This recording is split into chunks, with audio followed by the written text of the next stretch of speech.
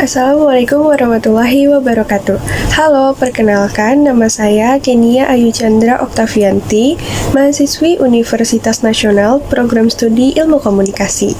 Pada kesempatan kali ini, saya akan membahas mengenai kaitan antara virus COVID-19 dengan media massa dalam pembahasan fenomena unik yang terjadi pada saat pandemi ini berlangsung. Yuk, tanpa berlama-lama, langsung saja kita masuk ke pembahasan.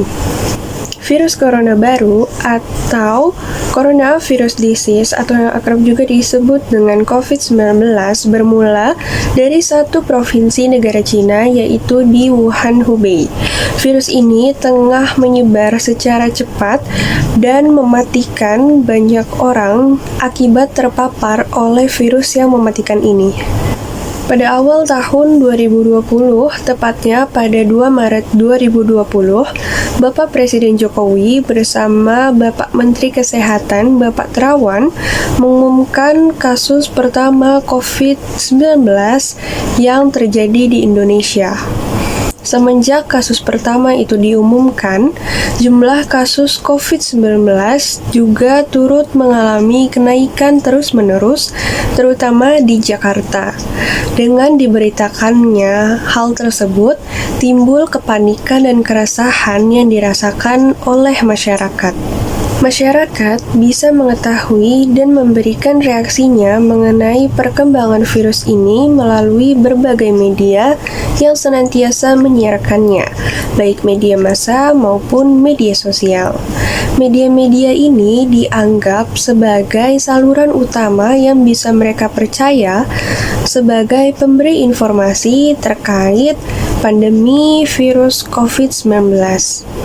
Dengan besarnya harapan dari masyarakat luas, media dalam menyiarkan beritanya semakin memiliki tantangan, sebab besarnya ekspektasi dan harapan dari masyarakat akan berita yang berkualitas, terpercaya, dan mendalam. Kilas balik pada beberapa waktu lalu, pada bulan Maret 2020 dan bulan Juli 2021, sempat terjadi fenomena panic buying atau membeli barang secara berlebihan. Seperti yang dilansir dari liputan Indosiar, kita dapat melihat bahwa siaran pada tahun lalu, yaitu pada bulan Maret 2020, itu terlihat bahwa banyaknya orang yang berbondong-bondong datang ke gerai supermarket untuk berbelanja secara berlebihan.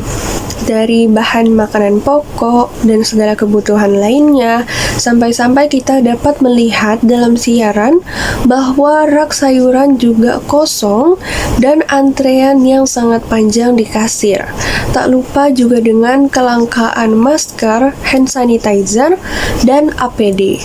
Fenomena panic buying ini merupakan akibat dari keresahan dan kegelisahan akan bahayanya virus COVID-19 yang telah tiba di Indonesia, dan juga setiap harinya ada berita mengenai kenaikan lonjakan yang tajam akan kasus positif COVID-19 di Indonesia.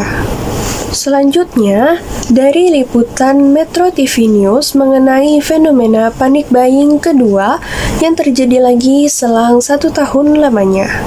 Kali ini disebabkan oleh banyaknya informasi yang beredar mengenai kebolehan dari obat virus dan susu beruang yang diklaim bisa mencegah bahkan menyembuhkan orang yang sedang positif COVID-19. Padahal tidak demikian. Obat antivirus tidak bisa dikonsumsi secara asal-asalan, melainkan ada takaran atau dosis tertentu yang harus dikonsultasikan dengan dokter. Selanjutnya, susu beruang. Susu beruang memang benar memiliki kandungan yang baik dan menyehatkan untuk tubuh, tetapi tidak dengan klaim yang seperti itu. Dari kedua contoh yang telah kita bahas sebelumnya, kini kita dapat memahami bahwa fenomena panic buying bukanlah terjadi secara tiba-tiba, melainkan sebagai efek atau reaksi dari masyarakat setelah mereka memahami atau menangkap suatu pesan atau informasi tertentu yang akhirnya menimbulkan suatu efek sebagai reaksinya, yaitu timbul rasa takut. Dengan ini, kita memahami juga bahwa media massa dan media sosial memiliki peran yang besar dalam mempengaruhi tingkah laku atau pola masyarakat.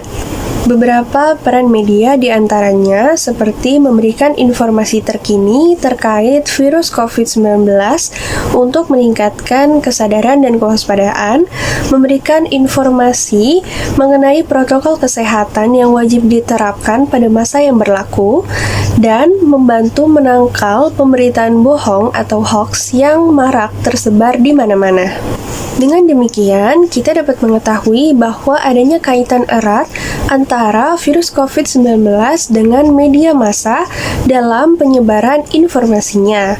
Namun, sebagai pengingat bahwa kita sebagai individu harus tetap mengedepankan kebijaksanaan dan kemampuan dalam menyeleksi informasi secara tepat, cerdas, dan akurat.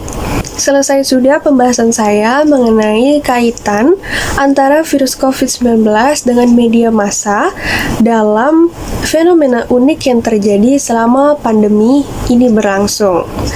Semoga video ini terdapat manfaat yang bisa dipetik. Mohon maaf atas segala kekurangan yang ada. Terima kasih telah menyempatkan waktunya untuk menonton video ini hingga selesai. Stay at home, stay healthy. Wassalamualaikum warahmatullahi wabarakatuh.